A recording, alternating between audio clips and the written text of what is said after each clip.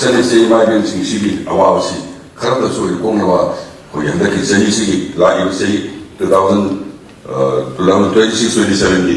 350 crore ꯑꯩꯈꯣꯏ ꯍꯥꯞꯆꯔꯤ ꯃꯅꯤꯄꯨꯔꯒꯤ ꯏꯇꯤꯍꯥꯁꯀꯤ ꯇꯥꯡꯀꯛ ꯀꯌꯥꯗ ꯃꯅꯤꯄꯨꯔꯒꯤ ꯏꯃꯥꯁꯤꯡꯅ ꯑꯃꯗꯤ ꯉꯁꯤꯒꯤ ꯁ꯭ꯇꯦꯖꯀꯤ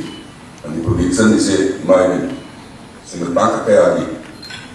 ꯃꯅꯤꯄꯨꯔꯒꯤ ꯏꯀꯣꯅꯣꯃꯤꯗ ꯑꯃꯗꯤ ꯃꯅꯤꯄꯨꯔꯒꯤ ꯄꯣꯂꯤꯇꯤꯀꯦꯜ ꯀ꯭ꯔꯥꯏꯁꯤꯁꯀꯤ ꯏꯁꯨ ꯀꯌꯥꯗ ꯃꯇꯦꯡ ꯆꯥꯎꯅ ꯄꯥꯡꯅ ꯂꯥꯛꯏ ꯃꯄꯨꯔꯣꯏꯕ ꯀꯥꯏꯅꯈ꯭ꯔꯕ ꯅꯨꯄꯤ ꯑꯃꯅ ꯍꯦꯟꯖꯥꯡꯗ ꯌꯣꯜꯂꯁꯨ ꯅꯠꯇ꯭ꯔꯒ ꯌꯣꯡꯗ ꯁꯥꯔꯁꯨ ꯃꯆꯥꯗꯨ ꯁꯦꯝꯃꯒ ꯊꯥꯒ ꯁꯦꯝꯃꯒ ꯗꯣꯛꯇꯔ ꯑꯣꯏꯍꯟꯕ ꯉꯝꯕ ꯑꯗꯒꯤ ꯁꯔꯀꯥꯔꯒꯤ ꯑꯆꯧꯕ ꯊꯕꯛ ꯐꯥꯎ ꯇꯧꯍꯟꯕ ꯉꯝꯕ ꯑꯗꯨꯒꯨꯝꯕ ꯏꯃꯥꯁꯤꯡ ꯀꯌꯥ ꯑꯗꯨꯒꯤ ꯃꯆꯥꯁꯤꯡꯅꯤ ꯂꯩꯍꯧꯔꯤꯁꯤ ꯑꯩꯅ ꯊꯝꯖꯅꯤꯡꯉꯤꯁꯤ ꯏꯟꯇꯔꯅꯦꯁꯅꯦꯜ ꯋꯨꯃꯦꯟ ꯗꯦ ꯑꯁꯤ ꯇꯥꯕ ꯅꯨꯃꯤꯠ ꯑꯁꯤꯗ ꯍꯧꯈꯤꯕ ꯑꯩꯈꯣꯏꯒꯤ ꯏꯔꯥꯡꯁꯤꯅ ꯁꯣꯛꯍꯜꯂꯕ ꯂꯩꯕꯥꯛ ꯍꯩꯖꯕ ꯇꯥꯏ ꯑꯩꯈꯣꯏꯒꯤ ꯈꯥ ꯋꯥꯡ ꯅꯣꯡꯄꯣꯛ ꯅꯣꯡꯆꯨꯞ ꯆꯪꯅꯕ ꯌꯥꯗꯅ ꯀꯔꯤꯁꯤ ꯃꯁꯤ ꯉꯁꯤꯒꯤ ꯅꯨꯃꯤꯠ ꯑꯁꯤꯗꯒꯤ ꯍꯧꯔꯒ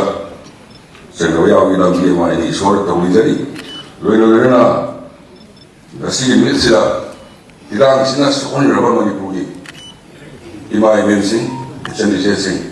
ꯑꯗꯨꯛꯀꯤ ꯃꯇꯤꯛ ꯑꯩꯈꯣꯏꯒꯤ ꯏꯀꯣꯅꯣꯃꯤ ꯍꯥꯏꯕ ꯇꯥꯔꯦ ꯑꯋꯥꯕ ꯊꯦꯡꯅꯕ ꯃꯇꯝꯅꯤ ꯑꯗꯨꯅ ꯍꯟꯗꯛꯀꯤ ꯂꯥꯛꯏꯕ ꯕꯖꯦꯠ ꯑꯁꯤꯗ ꯑꯩꯈꯣꯏꯒꯤ ꯏꯃꯥ ꯏꯕꯦꯜ ꯏꯆꯟ-ꯏꯆꯦ ꯍꯥꯏꯇꯥꯔꯦ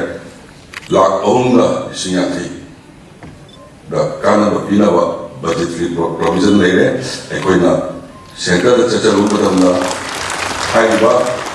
ꯏꯆꯟ-ꯏꯆꯦ ꯏꯃꯥ ꯏꯕꯦꯜꯁꯤꯡꯁꯤꯒꯤ ꯑꯋꯥꯕꯁꯤ ꯈꯔꯗꯁꯨ ꯑꯣꯏꯅ ꯀꯣꯛꯅꯕ ꯑꯩꯈꯣꯏꯒꯤ ꯍꯟꯗꯛꯀꯤ ꯆꯍꯤꯁꯤꯒꯤ ꯂꯥꯛꯏꯕ ꯆꯍꯤ 2026-27ꯒꯤ 350 crore ꯑꯩꯈꯣꯏ ꯍꯥꯞꯆꯔꯤ